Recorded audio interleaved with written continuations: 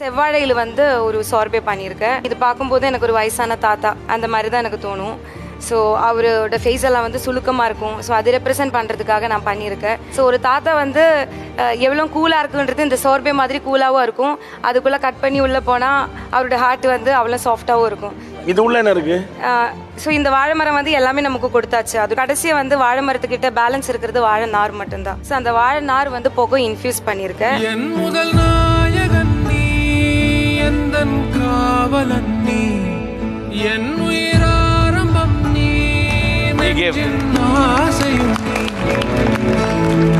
தொட்டிலாய் என்னை தூக்கிய அந்த புகை எப்படி காத்தோடு காத்தா போகுதோ அதே மாதிரி இந்த ஆண் வந்து இந்த உலகத்தை விட்டு போகும்போது அவன் காத்தோடு காத்தானாலும் இப்படி சாம்பல் ஆனாலும் அவனுக்கு இருக்கிற லவ், அவனுக்கு இருக்கிற பிளஸ்ஸிங் எல்லாமே வந்து அடுத்த ஜென்ரேஷன் கொடுத்த பிறகுதான் அவன் கிளம்புவான்.